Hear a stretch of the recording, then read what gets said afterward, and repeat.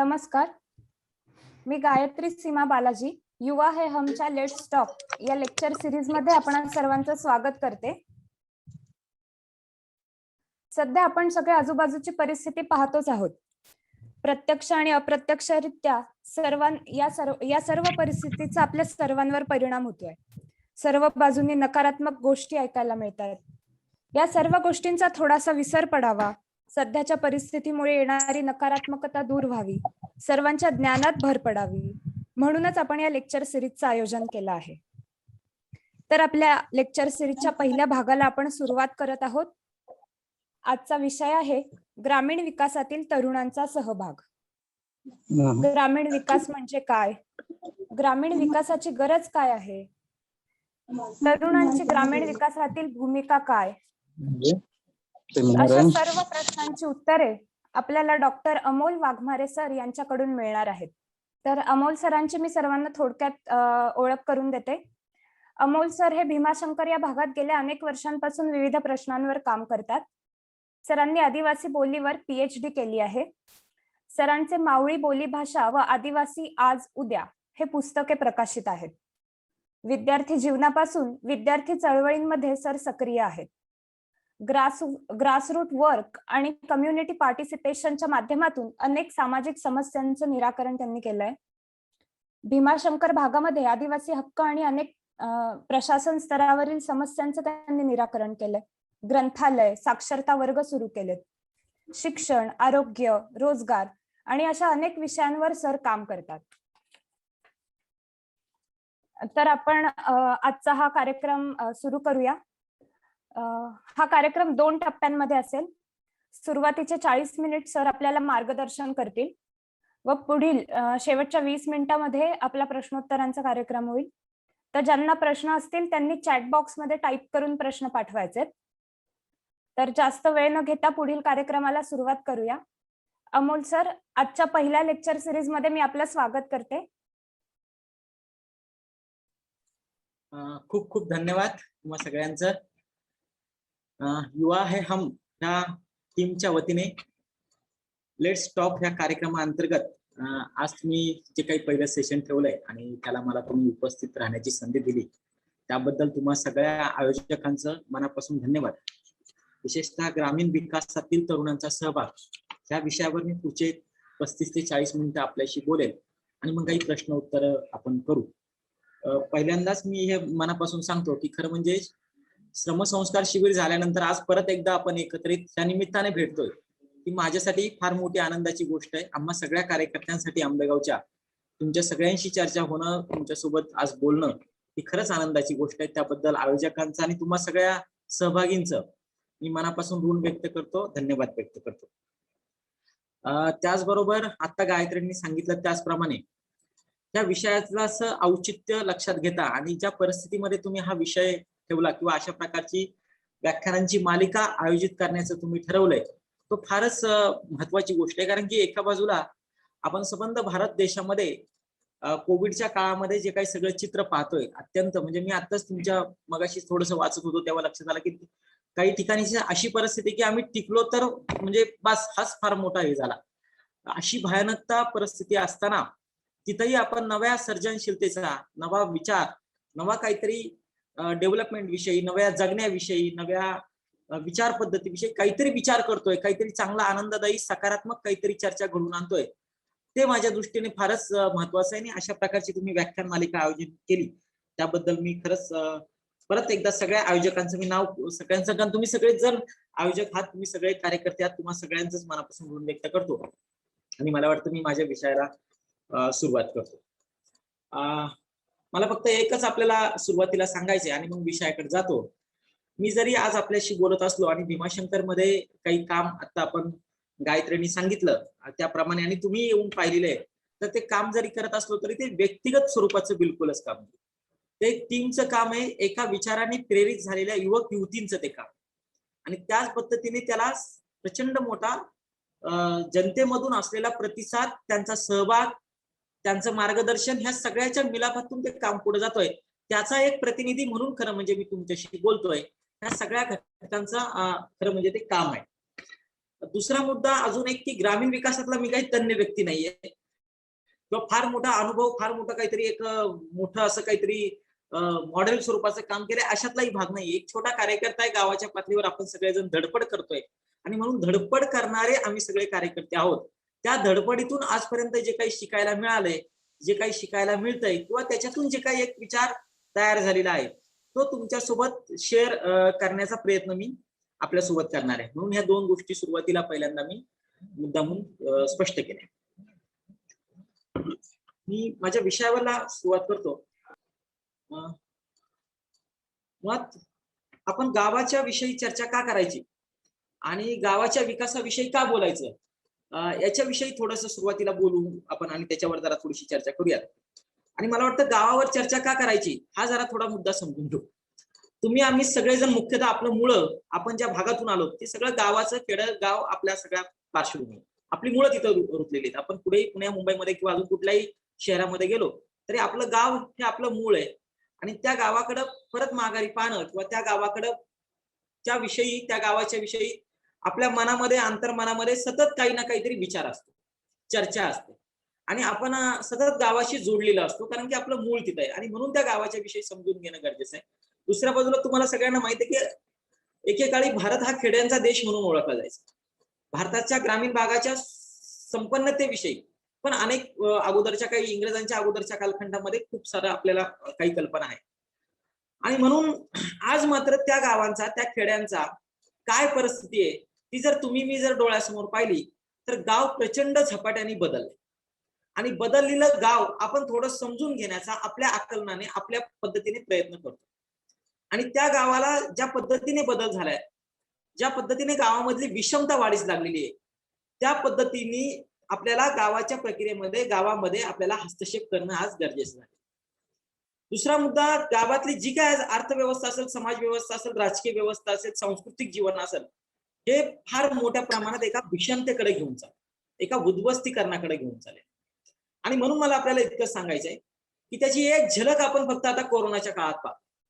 संबंध कोरोनाचं आक्रमण जसं गावागावांमध्ये जाऊ लागलं तेव्हा गावातली आरोग्य व्यवस्था, गावातली सगळी जी ही मुख्यतः प्रशासकीय व्यवस्था ज्या पद्धतीने डबघाईला किंवा ज्या पद्धतीने डळमळीत झालेली पाहतो तेव्हा आपल्याला लक्षात येतं की गावामधली भीषणता आपल्याला अजून जास्त प्रमाणात दिसते. मराठवाड्यामध्ये, विदर्भामध्ये, विशेषतः विदर्भामध्ये आणि महाराष्ट्राच्या पश्चिम महाराष्ट्रात सुद्धा शेतकऱ्यांच्या आत्महत्यांचं सत्र ज्यावेळेस महाराष्ट्रामध्ये दिसतं तेव्हा पुरोगामी प्रगतशील असणारा आमचा महाराष्ट्र आणि त्याच्यातलं आत्महत्यांचं चक्र हे आपल्याला भीषणतेकडं आपल्याला अंतर्मुख करायला भाग पडतं. एक सन्नाटा जीवनामध्ये अंतर आणि मग आमची गावं, आमची खेडी, माझं गाव हे काय भीषण अवस्थेत जगतंय हे आपल्याला दिसतं. मी एका अभ्यासाचा उल्लेख करेल आवर्जून की देशभरामध्ये मागच्या लॉकडाऊनच्या वेळेस आपण स्थलांतरित मजुरांचे लोंढेच्या लोंढे रस्त्याने जाताना पाहिले, युपीत पाहिले, महाराष्ट्रात पाहिले, बिहारमधचे लोक पाहिले, सगळं भारतभर आपण कमी जास्त प्रमाणात पाहिले. परंतु महाराष्ट्राच्या अंतर्गत स्थलांतर काय होतंय त्याच्याविषयीचा अभ्यास पुण्यातल्या युनिक अकॅडमी ह्या संस्थेने केला आणि ते प्रकाशित पण त्याचं एक पुस्तक पण आता आलेलं आहे. महाराष्ट्राच्या अंतर्गत जो काही स्थलांतर होत आहे ते जर पाहिलं तर पुण्या मुंबई मधून मराठवाड्यामध्ये, विदर्भामध्ये, कोकणामध्ये ज्या पद्धतीने स्थलांतर होते त्याची कारण मीमांसा जी केलेली आहे ती पाहताना महाराष्ट्रातल्याच विकासाचं असमानतेचं चित्र आपल्याला भेदून जातं आणि गावागावातून लोक कशा पद्धतीने स्थलांतरित करतायत आणि आमचं गाव खेडी कशा पद्धतीने एका उद्ध्वस्तीकरणाकडे चाललेली आहेत ती पाहतो. मी फक्त एक गोष्ट सांगतो आणि मग मी पुढच्या मुद्द्याला दिसतो. दोस्तो, मला आपल्याला नम्रपणाने सांगायची ती गोष्ट तुम्ही बऱ्याच वेळा माझ्याकडनं ऐकली असेल किंवा कुठून ऐकली असेल तरी तिचा फक्त अर्थ परत एकदा सांगतो की जी आग लागलेली असती शाळेला आणि ती विझवताना काही तुम्हाला ती माहिती आहे पण त्याच्यातला अर्थ लक्षात घ्या की विझवताना जे काही लोक विझवतात आणि ते शेजारी झाडावरनं काही कावळाची बसलेली असतात ती तुम्ही थेंब थेंब पाणी टाकते कावळा म्हणतो काय तुझ्या एका थेंबाने ती शाळा काही विकणार आहे का? ती लोक करतात ते करू दे, तू कशाला काय करते त्याच्यात, त्यांनी काय होणार नाही. तेव्हा ती म्हणते ते वाक्य माझ्यासाठी परत महत्वाचं आहे व ते जरी तुम्हाला माहित असलं तरी त्याची आठवण आजच्या व्याख्यानाच्या निमित्ताने आणून देणं मला यथोचित वाटतं. ते वाक्य ती म्हटली की शाळा जळत असताना ती आग विझवणाऱ्यांच्या यादीमध्ये माझं नाव जाईल, आग लागलेली असताना मजा पाहणाऱ्यांच्या यादीमध्ये माझं नाव जाणार नाही एवढंच मला काय ते समाधान लागेल. मला आपल्याला नम्रपणाने ह्या वाक्याची आठवण आपल्या सगळ्या दोस्तांना करून द्यायची की दोस्तो, माझं गावातलं खेड, माझं गाव, माझा भाग, माझं शिवार, माझी जमीन, माझी माती, माझी माणसं उद्ध्वस्त होत असताना मी ती मजा पाहण्याच्या यादीमध्ये मला माझं नाव नाही ठेवायचं. इतिहास ज्यावेळेस लिहिला जाईल तर माझं गाव ज्या संक्रमणातून चाललंय, ज्या भीषणतेतून चाललंय, ज्या उद्ध्वस्तीकरणातून चाललंय, ते थोपवणाऱ्यांच्या यादीमध्ये नाव माझं जाईल. मला वाटतं त्या यादीमध्ये नाव जाण्यासाठी जे जे काही करता येईल, जेवढं शक्य करता येईल, ज्या क्षमतेने करता येईल ते करण्याचा आपण सगळेजण प्रामाणिक प्रयत्न करतोय. तुम्ही तो प्रयत्न करताय याच्या मनामध्ये माझ्या मनात काही संदेह नाही. म्हणून मला आपल्याला विनंती करायची की त्या दृष्टीने आपल्या सगळ्यांना ह्या गावाच्या बदलाविषयीची किंवा गावाचं नेमकं आजचं चित्र काय आहे ते समजून घेऊन आपल्याला गावाच्या बदलाला हात घ्यावी लागेल व त्याच्यामध्ये आपल्याला शक्य तितका प्रयत्न करावा लागेल. दुसरं एकच फक्त विधान विनोबा भावेंचं सांगतो, ते फार महत्वाचं आहे म्हणून थोडंसं सांगतो. ते असं म्हटले होते की गाव जर मजबूत असतील तरच शहरं टिकतील आणि देशही टिकेल. ग्राम स्वराज्य हाच देशाच्या स्वराज्याचा आधार आहे. याच्यातला फार अर्थ आपण समजून घेतला पाहिजे की शहर आणि देश जर टिकायचा असेल तर पहिले तुम्हाला गाव टिकवावं, आणि जर गाव टिकलं नाही तर हा देश, ही शहरं, इथलं ग्राम स्वराज्य टिकणार नाही. मला वाटतं हा त्यांचा इशारा आपण समजून घेतला पाहिजे. आणि म्हणून मला आपल्याला गावं टिकवायच्या, नुसती टिकवायच्या नाहीयेत, तर तिथली एक संपन्नतेकडे त्या गावांना न्यायचे. त्या गावातले भावकी गावकीचे आणि जात धर्मातल्या सगळ्या विषमता तोडून एका संपन्न गावाकडे कसं जाता येईल त्याविषयी आपल्याला काही थोडीशी चर्चा करता येईल. आणि त्याविषयी मला खरं म्हणजे थोडंसं काही आपल्याशी बोलायचं. आजचं मी आपल्याला म्हटलो की गावाची गरज, गावाच्या विषयी विचार करण्याची, गावाविषयी काम करण्याची काय गरज आहे हे आपल्याशी थोडंसं मी शेअर केलं. आणि आज गावाचं चित्र काय आहे ते चित्र समोर आणल्यानंतर मग आपल्याला जरा थोडी अजून लक्षात येईल की गावाच्या पातळीवर आज आपण काम करण्याची गरज नक्की आहे की नाही, आणि करायचं असेल तर कसं करायचं याची चर्चा करू. पण मी आपल्याला एक सांगतो की माझ्या मांडणीमध्ये आज जरी काही नकारात्मकता तुम्हाला जास्त वाटली किंवा कुणाला वाटली की अरे सगळंच गावात एवढं काही वावगं नाहीये, तरी गावात नक्कीच काही चांगलं आहे. त्या चांगुलपणाविषयी मी आज फारसं बोलणार नाहीये, कारण चांगलं जे आहे ते चांगलं आहेच ना, त्याला पुढे कसं घेऊन जायचं याचा अजून चांगला विचार करू. पण जे निगेटिव्ह आहे, जे नकारात्मक आहे, जे चुकीचं आहे त्याच्यावर जास्त बोट ठेवू. त्या वाईटाचं चांगलं कसं होईल याच्याविषयी जास्त विचार करू. आणि म्हणून माझ्या मांडणीचा कुणी एकतर्फी कुणी प्लीज विचार करू नका की अरे सगळंच काही नकारात्मक नाही. नक्कीच नाहीये, मी पण त्याच म्हणणारा माणूस आहे. सगळंच नक्कीच वाईट नाहीये, खरंच काही चांगलं आहे. त्याच्यावर अजून एकदा वेगळ्या विषयी आपण अजून चांगली चर्चा करू किंवा आजही थोडासा वेळात चर्चा करेल. पण मी चांगलं हे गृहीत धरून ते स्वीकारून काही चुकीच्या बाबींवर खरं म्हणजे बोलणार आहे, त्याच्यावरती माझा जास्त भर असणार आहे हे आपल्याला मला सांगायचं. दोस्तो, आजचं जे गाव आहे त्याच्यातला पहिला सगळ्यात मोठा प्रश्न तुमच्या आणि माझ्या सगळ्यांच्या समोर आहे, तो म्हणजे कोरोनाच्या विषयी. संबंध महाराष्ट्र राज्य, देशभरात पण वेगवेगळ्या ठिकाणी राज्यात पसरलाय, परंतु महाराष्ट्रामध्ये विशेषतः शहरं, पुन्हा मुंबई सारखी शहरं आज कोरोनाने विळखा घातलेली आहेत. परंतु कोरोनाचा प्रसार आज गाव खेड्यामध्ये सुद्धा मोठ्या प्रमाणात झाला. तुम्ही जर सगळ्यांचं मराठवाडा घ्या, पश्चिम महाराष्ट्र घ्या, विदर्भ घ्या, खानदेश घ्या, आपल्याला कोरोनाचं संकट संबंध महाराष्ट्रातल्या वेगवेगळ्या जिल्ह्यांमध्ये दिसेल. विशेषतः लातूर, परभणी किंवा अनेक सारख्या वेगवेगळ्या जिल्ह्यांमध्ये सुद्धा आज बेड नाहीयेत, ऑक्सिजनचे हे नाहीयेत, व्हेंटिलेटर नाहीये, ही सगळं चित्र आपल्याला दिसतं. मी माझ्या तालुक्यात जिथं बसून मी आता आपल्याशी बोलतोय त्या आंबेगाव तालुक्यामध्ये, तिथे सुद्धा प्रचंड मोठ्या प्रमाणात कोरोनाचं संकट आहे. आणि मग ह्या सगळ्या परिस्थितीमध्ये आपल्याला लक्षात येतो लसीकरणाच्या विषयीचे प्रॉब्लेम आहेत, व्हेंटिलेटरचे आहेत, दवाखान्यांचे आहेत, डॉक्टरांचे आहेत, हे सगळं आज आपल्याला प्रॉब्लेम आपल्या समोर दिसतात. माझा आवाज येतोय का व्यवस्थित? तांत्रिक काही अडचण असं मला? हो सर, आवाज येतोय. तुमचा आवाज क्लिअर येतोय सर. थोडं काही रेंजचं झालं तर जरा थोडंसं हे करा. मी घोडेगावातून आता बोलतोय, पुण्यात असतो तर थोडासा प्रॉब्लेम नसता आला. नाही सर, तुमचा आवाज क्लिअर clear येतोय. येतोय. ज्यांना येत नाहीये त्यांना मे बी रेंजची अडचण असेल. Please continue. ओके. मला वाटतं की कोरोनाचा हा संबंध एक महामारी आणि तिच्यातून निर्माण झालेले प्रश्न आणि त्याचा अनुभवत असलेलं खरं म्हणजे आजची स्थिती. अनेक जवळच्यांना आपण गमावलंय, अनेकांना आपण रेमडेसिवीर इंजेक्शन उपलब्ध करून देऊ शकत नाही, अनेकांना बेड उपलब्ध करून देऊ शकत नाही. आपलीही हातबलता, व्यवस्थेची हातबलता, समाजाची हातबलता आणि मग 60-65 वर्षाच्या स्वातंत्र्यानंतरच्या कालखंडात नेमकं काय मिळवलं आणि काय गमावलं याची परत एकदा चिंतनाची प्रचंड मोठ्या प्रमाणात निकड झाली. आणि त्या पार्श्वभूमीवर मला वाटतं आपण याच्याकडे पाहिलं पाहिजे. त्याच हा एक आजचा आपल्या समोरचा प्रश्न. दुसऱ्या बाजूला शाळा, ज्याच्या विषयी निलेश आणि तुमच्यातल्या काही लोकांनी खूप चांगलं काम केलंय, की गावांमध्ये काही ठिकाणी शाळा चालू केल्या वेगळ्या प्रकारच्या, आम्ही काही वेगळ्या भागात ते पॅटर्न केले. हे जरी सगळं खरं असलं तरी संबंध 1.5 वर्षामध्ये झालेलं शालेय नुकसान, संबंध शिक्षण, आता काही लोक म्हटले आपल्याला, तुम्हाला माहिती आहे की ऑनलाईन आम्ही शाळा घेतोय, असं करतोय. आज कसलं ऑनलाईन शाळा? तुम्ही म्हाळुंग्याला आले होते काय, तिथं कुठं ऑनलाईन शाळा चालणार आणि कुठं काय चालणार? संबंध जगाचा नाही राहत. मला वाटतं ह्या संबंध शिक्षणाची झालेली तारांबळ. परंतु शिक्षणाचा प्रश्न केवळ हा 1.5 वर्षाचा प्रश्न नाही, हे पण समजून घ्या. हा अगोदरचा पण शिक्षण व्यवस्थेचा पण प्रश्न आहे. जरी शाळा औपचारिकरित्या चालू असल्या तरी गावागावातल्या प्राथमिक शाळेतून काय प्रकारचं शिक्षण दिलं जातंय, अंगणवाडीत काय प्रकारचं शिक्षण दिलं जातंय, प्रौढ लोकांच्या शिक्षणाची काय व्यवस्था आहे, याचा पण आपल्याला विचार करण्याची वेळ आहे.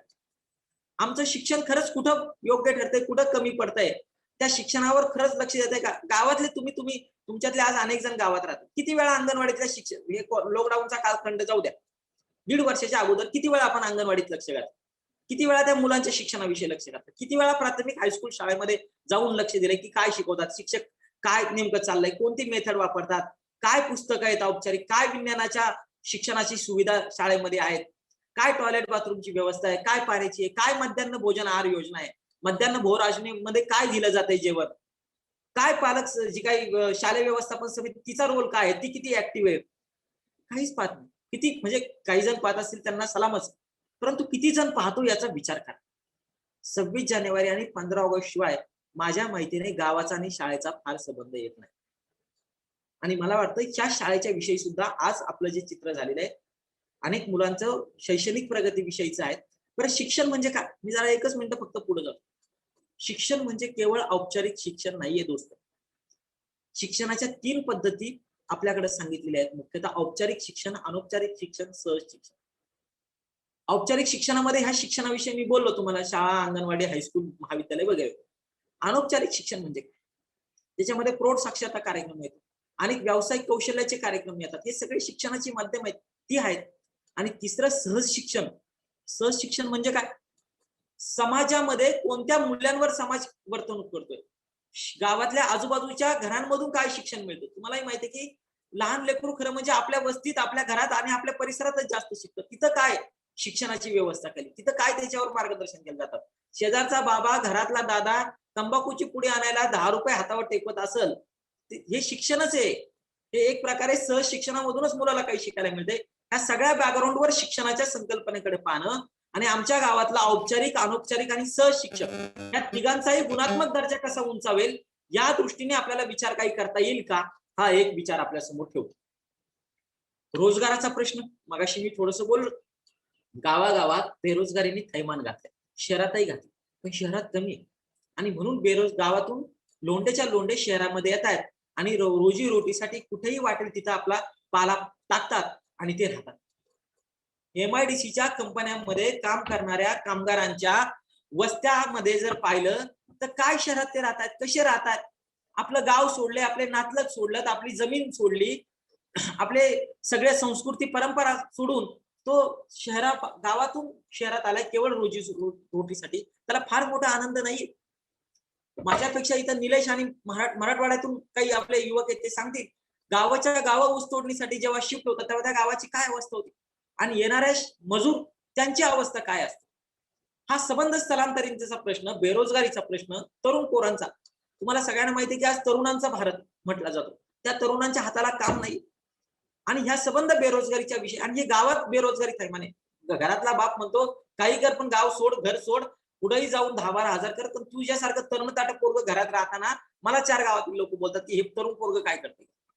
मला आपल्याला सांगायचं नम्रपणाने की बेरोजगारीचा त्याच्याविषयी तुम्हालाही खूप सगळी सांख्यिकी माहिती आहे, आणि बेरोजगारीचा प्रश्न काय ते तुम्हालाही सगळ्यांना कळतं. मला पण हा प्रश्न फक्त समाजशास्त्राचे विद्यार्थी आहेत म्हणून मी जरा थोडा अजून सविस्तर थोडस सांगतो.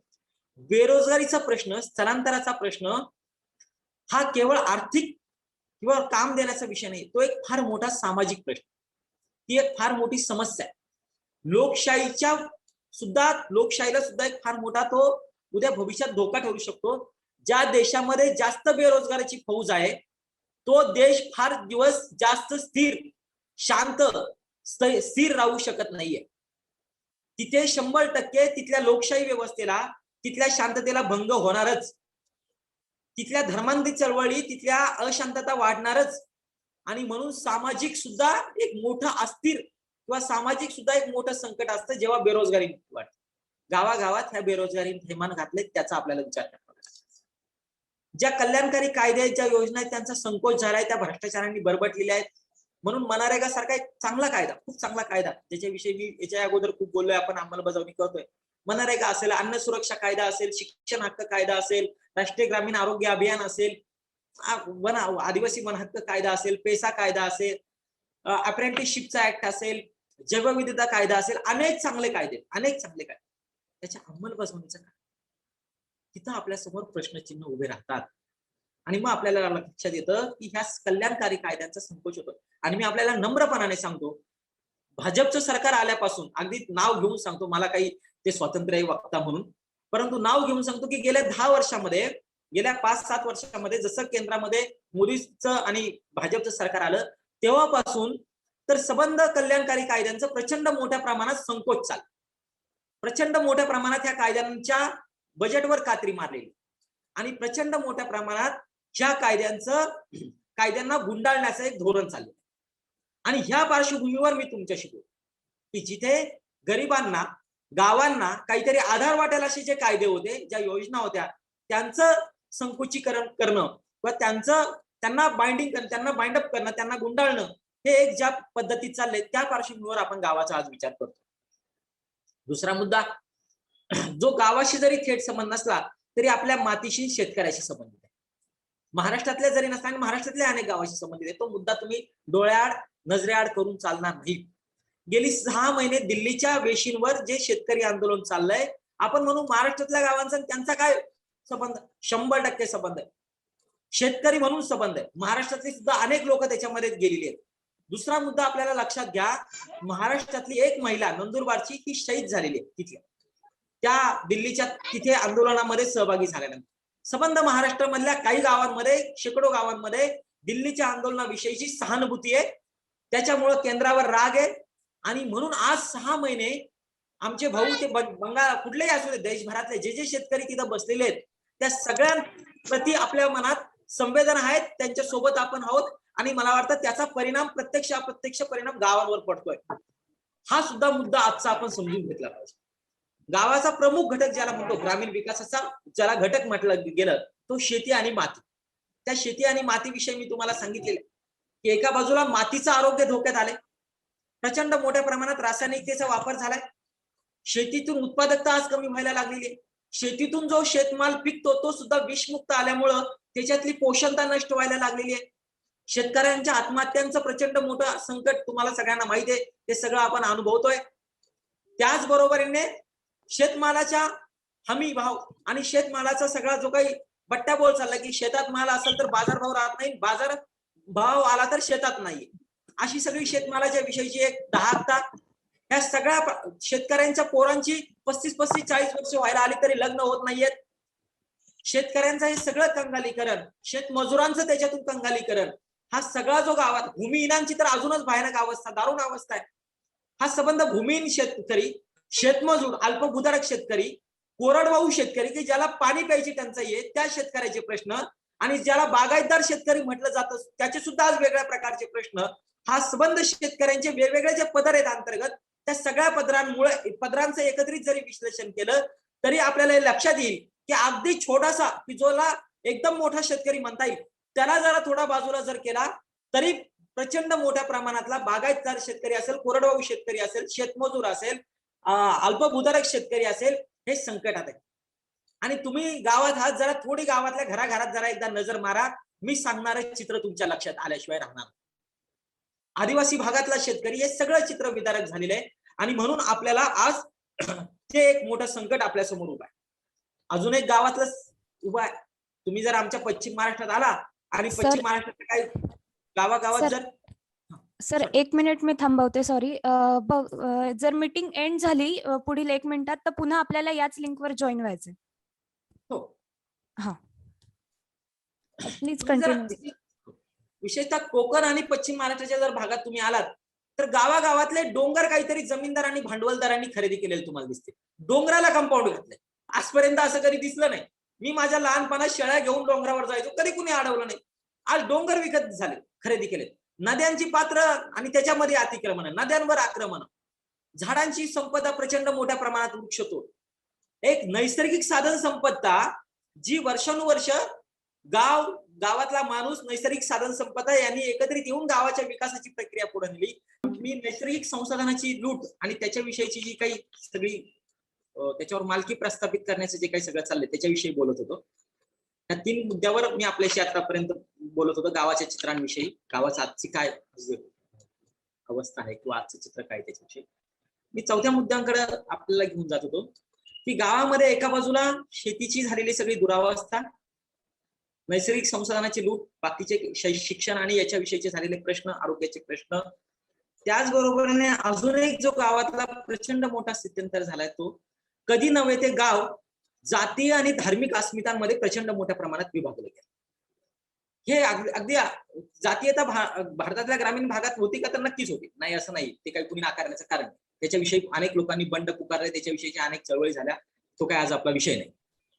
परंतु गेल्या अलीकडच्या ह्या गेल्या काही 10-15 वर्षाच्या कालखंडामध्ये मुख्यतः ज्या पद्धतीच्या नवीन जात समूहाने ज्या अस्मिता नवीन पेव धरतायत, ज्या धार्मिक अस्मिता मोठ्या प्रमाणात पेव धरतायत, ज्या प्रदेशाच्या आणि भाषेच्या अस्मिता पेव धरतायत, ह्या सगळ्या अस्मितांचं जे मोहोळ उभं राहत आहे त्या अस्मिता काहीतरी कुठल्या विधायकतेकडे नाही घेऊन चाललेल्या. आज अनेक आपण पाहतोय की ज्यांनी धर्मांच्या अस्मितेवर राजकारण केलं त्यांना सुद्धा आज हे लक्षात येत आहे की आपल्याला मूलभूत प्रश्नांकडे दुर्लक्ष करून चालणार नाहीये. तुमच्या खोट्या अस्मिता लोकांना ऑक्सिजन पुरवत नाहीये. तुमच्या खोट्या अस्मिता लोकांना व्हेंटिलेटर बेड उपलब्ध करून देत नाहीये. तुमच्या कोट्यावधीच्या संसद भवनाचा रक्कम ही लोकांना हॉस्पिटल मधल्या बेड मिळवून देत नाहीये. हे आज दिसतंय. मला आपल्याला नम्रपणाने हे सांगायचंय की जे कोण जात धर्माच्या अस्मितेचा पेव करून राजकारण करू इच्छित आहेत त्या भावांना आणि त्या बहिणींना आज आपण प्रश्न विचारला पाहिजे. माझी खरी अस्मिता, मला सरकारी चांगला दवाखाना मिळाला पाहिजे, ही माझी खरी अस्मिता आहे. माझी खरी अस्मिता, माझ्या बाय बापाला 2 टायमाची चांगली भाकर मिळाली पाहिजे, ही माझी खरी अस्मिता आहे. माझी खरी अस्मिता, माझ्या गावाला वाडीला रस्ता पाहिजे, ही माझी अस्मिता आहे. माझी खरी अस्मिता, माझ्या शाळेत गुणात्मक शाळा आणि शिक्षण मिळालं पाहिजे, ही माझी खरी अस्मिता आहे. मला चांगलं पाणी मिळालं पाहिजे, स्वच्छ पाणी मिळालं पाहिजे, माझ्या शेतमालाला बाजारभाव पाहिजे. आणि खरी अस्मिता जर पाहिजे असेल सांस्कृतिक, ज्यांना आणि एक दुसरा विचार आहे, अहो नाही हे जरी सगळं असलं तरी सांस्कृतिक अस्मिता पाहिजेच ना. हो, सांस्कृतिक अस्मिता पाहिजे, बरोबर आहे. कोणती सांस्कृतिक अस्मिता आम्हाला पाहिजे?